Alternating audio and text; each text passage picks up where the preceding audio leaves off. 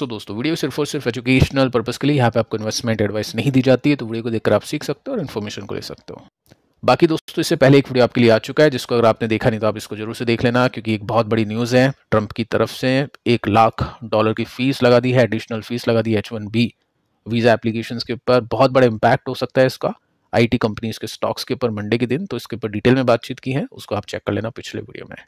अब दोस्तों बात करते हैं कुछ कंपनीज की कुछ बड़ी खबरों के ऊपर। काफ़ी इंटरेस्टिंग न्यूज़ है, काफ़ी कुछ आपको सीखने को मिलेगा, कुछ न्यूज़ देख के आप सरप्राइज भी होने वाले हो।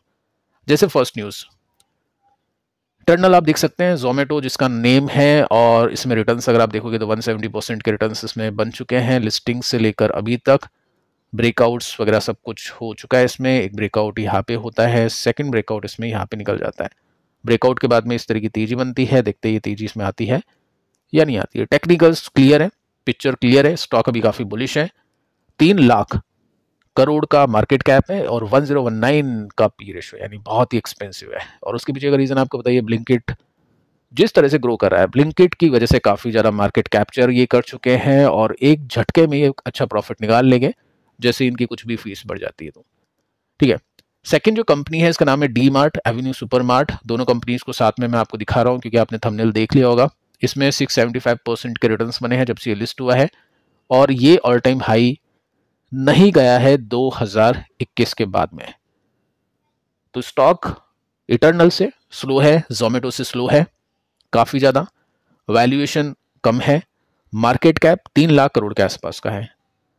अब देखिए दोस्तों, न्यूज ये है कि डी मार्ट के फाउंडर मिस्टर राधाकृष्ण दमानी ने जोमेटो के स्टॉक्स को बाय किया है। इंटरेस्टिंग है। सबसे पहला तो ये पॉइंट इंटरेस्टिंग है कि इस वैल्यूएशन पे 1000 के पीई पर बाय करना, और ये हम बोल सकते हैं दोस्त भी थे राकेश झुनझुनवाला के, और राकेश झुनझुनवाला इनको अपना गुरु भी मानते थे। अगर आपने इंटरव्यू देखा है, सुना है राकेश झुनझुनवाला जी का, जिसमें उन्होंने बोला है कि जोमेटो की वैल्यूएशन बहुत ज़्यादा है, कुछ टाइम बाद आप देख लेना वो नीचे मिलेगा, बहुत कम प्राइसेस में मिल जाएगा। तो उनकी ऐसी सोच है कि हाई वैल्यूएशन ने लेना नहीं चाहिए, खराब कंपनी है, लेकिन उनके गुरु ने ही बाय कर लिया है इसको 1000 के पी पर। अब अगर आपको नहीं पता है तो इनके जो फाउंडर है पहले स्टॉक मार्केट में इन्वेस्टर हुआ करते थे, और HDFC बैंक जब मार्केट के अंदर आया था तो उसकी जो वैल्यूएशन थी काफी ऊपर थी, 100 का पी था, मोर देन 100 का पी था, स्टिल उन्होंने उसी प्राइस पे उसको बाय किया। ये कहा कि सोना सोने की कीमत पे मिलेगा, आपको सस्ते में तो मिलेगा नहीं, तो बाय कर लो इसको। उसके बाद में आप देख सकते हैं किस तरह की वैल्यू क्रिएट हुई है। तो ये जो इन्वेस्टर हैं ये हाई पी पर भी कंपनीज को ले लेते हैं अगर उसमें कोई वैल्यू दिखाई देती है तो। बट क्वेश्चन आता है कि क्यों बाय किया। अब देखिए दोस्तों, यहाँ पे है जोमेटो, लेकिन उसके साथ में है ब्लिंकिट, इसकी पेरेंट कंपनी है इटर्नल। तो ब्लिंकिट का काम क्या है, जो काम डीमार्ट कर रहा है वही काम है, बस करने का तरीका डिफरेंट है। डीमार्ट ऑफलाइन बेचता है, ब्लिंकिट ऑनलाइन बेचता है।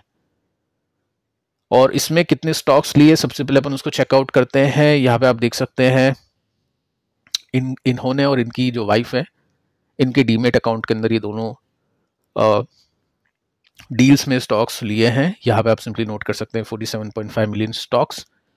सिंपल सा फंडा बता देता हूँ, देखो दोनों को मिला के जोमेटो का या इटर्नल का 0.5% यानी 0.5%, आधा परसेंट, 1% से कम है, लेकिन 3 लाख करोड़ का मार्केट कैप है, तो आधा परसेंट भी छोटा नहीं होता है। अब हो सकता है वापस से ये अपनी होल्डिंग्स इसमें बढ़ाना शुरू कर दें।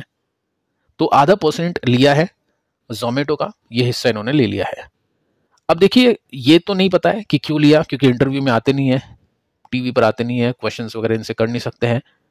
लेकिन मुझे इतना जरूर पता है कि ये पहले इन्वेस्टर हुआ करते थे, और इनके पोर्टफोलियो में अगर मैं जाके देखूं तो डीमार्ट तो इनकी खुद की कंपनी है, तो इनके शेयर्स तो इन्होंने लिए नहीं है, ये तो ऑब्वियस इनके पास में है। लेकिन जो शेयर्स इन्होंने अपने पैसे से लिए हैं उसके अंदर सबसे जो बड़ी होल्डिंग है, जब सबसे पहला जो नाम आता है वो ट्रेंट का आता है।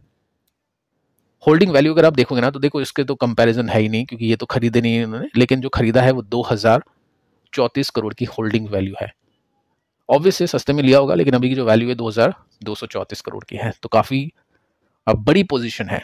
अगर मैं डीमार्ट को हटा दूं तो टॉप लेवल पर ट्रेंट आता है। अब ट्रेंट क्या है, ट्रेंट इसकी जो हम बोल सकते हैं एप्रल्स और ये जो क्लोथिंग आइटम्स है उसका कंपटीशन है, स्टिल डीमार्ट की जो ओनर है इसको रखते हैं अपने पोर्टफोलियो के अंदर।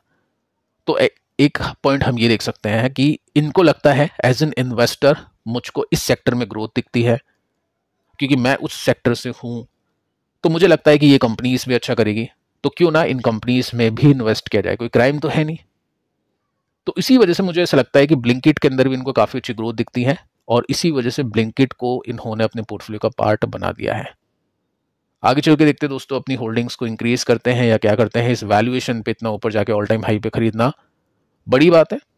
देखते हैं आगे चल के इनको क्या वैल्यू दिखती है इसके अंदर, क्योंकि ऑलरेडी इतना बड़ा मार्केट कैप यहाँ पे बन चुका है, और बड़ा कितना मार्केट कैप यहाँ पे होगा। अब देखिए यहाँ पे जोमेटो का चार्ट आपके सामने है, और इसके अंदर आप सिंपली नोट कर सकते हैं यहाँ पे एक ब्रेकआउट मिल चुका है, स्विंग का इंडिकेशन यहाँ पे ऑलरेडी मिल चुका था, एकदम से फिर तेजी आती है। यहाँ पे स्टॉक अभी साइलेंटली हम बोल सकते हैं ऊपर जाने की कोशिश कर रहा है। डी मार्ट की बात करें तो डी मार्ट अपने इस राउंडिंग बॉटम पैटर्न को कंप्लीट करने की कगार पे है, और उसके बीच में आपको गैप यहाँ पे देखने को मिल जाएगा। ठीक है, तो दोनों कंपनीज का जो चार्ट है वो बुलिश देखने को मिलेगा। जोमेटो थोड़ा सा फास्ट चल रहा है क्योंकि उसकी जो ग्रोथ है वो काफी ज्यादा है। अब दोस्तों बात करते हैं अगली कंपनी के ऊपर, जिसका नाम है नेटवेब, 7% की तेजी। तो देखो कल स्टॉक 3100 पे अटका हुआ था, ब्रेकआउट नहीं दिया था स्टॉक ने, मतलब ब्रेकआउट तो दे दिया था, उसको रेसिस्टेंस को कंप्लीट नहीं किया था, एकदम से एक बाइंग आती है और स्टॉक ऊपर चल जाता है। अब कभी कभी क्या होता है, एकदम से बाइंग आती है ना, तो इंटरनली लोगों को पता होता है, इनसाइडर्स को न्यूज होती है। अगर आप देखोगे 18,000 करोड़ का मार्केट कैप, 143 का पी रेशो है, सो हो सकता है इनसाइडर को ये न्यूज हो, क्योंकि देखो न्यूज तो आई है शाम को 6:32 पर, कल की बात कर रहा हूं, ठीक है। उससे पहले का ऑर्डर आप देखोगे तो इसकी वजह से काफी अच्छी तेजी बनी, 1734 करोड़ रुपीस का कॉन्ट्रैक्ट है। अब एक और बड़ा ऑर्डर मिल चुका है जो कि है 450 करोड़ का। ये न्यूज आती है कल शाम को 6:32 पर। कंपनी का नेम देख सकते हैं, और इसके साथ में इसने ऑर्डर ले लिया है, 450 करोड़ रुपीस की रकम है, बड़ी अमाउंट है, काफी बड़ी अमाउंट है। देखो इतनी बड़ी तो नहीं है, लेकिन इतने बड़े ऑर्डर बार बार तो मिलेगी नहीं, लेकिन ये जो रकम है ना ये भी काफी बड़ी है। तो हो सकता है इसी की वजह से स्टॉक ने कल तेजी पकड़ी हो, और मुझे लग रहा है कि ये जो न्यूज है ना अच्छी है, हो सकता है ब्रेकआउट आपको दिखा दे मंडे के दिन। So good news for investor, जो भी इसमें इन्वेस्टेड है, अच्छा पैसा आपका बन रहा होगा। नीचे से तो 135% ऊपर जा चुका है, देखते हैं अब कितना ऊपर और जाना बाकी है। Next good news, Hariom pipes. पिछले कुछ दिनों से आपने देखा कि स्टॉक ने अच्छी तेजी पकड़ी, कल के दिन भी स्टॉक ने 3% चढ़ाई करके क्लोजिंग दी, और इसकी जो लास्ट में तेजी बनी वो ये यहाँ पे देखने लायक है। मतलब एक न्यूज आई जिसकी वजह से एकदम से बाइंग इसमें हो गई, वो तो मार्केट को टाइम मिला नहीं, 3:28 पे न्यूज आई थी, तो एकदम से यहाँ पे बाइंग चल गई। अब देखो दोस्तों न्यूज कब आई है वो मैं आपको यहाँ पे दिखाई देता हूँ। 3:28 पे न्यूज ये है कि कंपनी ने महाराष्ट्र की सरकार के साथ में हाथ मिला लिया है बनाने के लिए स्टील प्लांट। एक जगह है जिसका नाम पढ़ सकते हैं, वहां पर कितने का इन्वेस्टमेंट होगा? इन्वेस्टमेंट होगा तकरीबन 3035 करोड़ रुपीस का। अब इसमें सरकार क्या करेगी? सरकार देगी इंसेंटिव्स और अप्रूवल्स। तो कंपनी करने वाली है एक बड़ा इन्वेस्टमेंट। महाराष्ट्र सरकार के साथ में कंपनी ने हाथ मिला लिया है, और महाराष्ट्र सरकार इसका कंपनी का साथ देगी। साथ देने के साथ में अप्रूवल्स मिलेंगे, लेकिन इंसेंटिव्स भी मिलने वाली है। तो बड़ी न्यूज़ है, अच्छी खबर है, और इसका इम्पैक्ट तो वैसे देखा हमने। बाकी देखते हैं कि मंडे को किस तरह का इम्पैक्ट देखने को मिलेगा। स्टॉक ने यहाँ पे रिवर्सल दिया, इस लाइन को ब्रेक किया, उसके बाद में स्लो तरीके से ऊपर जा रहा है। कल एक अच्छी तेजी इसमें मिली है, अगर ये ऑल टाइम हाई को भी कैप्चर करता है, क्योंकि ये बड़ी जो कैपेक्स कंपनी करेगी उसकी वजह से नए प्लांट्स खुलेंगे, और भी काफ़ी सेलिंग कंपनी करेगी अपने प्रोडक्ट्स की। सो एकदम से तो नहीं, ग्रेजुअली भी अगर ये चलता है तो 61% इसका ऑल टाइम हाई के बीच में गैप है, जो कि अच्छा गैप है। ठीक है, तो अच्छी न्यूज़ है कुछ कंपनीज के लिए, जो मैं आपको यहाँ पे बता चुका हूँ, टेक्निकल्स हम देख चुका है। बाकी दोस्तों कल के वीडियोस को आप देख लेना, और इससे पहले जो आईटी कंपनीज के ऊपर जो वीडियो डाला है उसको भी आप देख लेना, अगर आपने देखा नहीं है तो। मिलते हैं कल, तब तक के लिए शुभ रात्रि।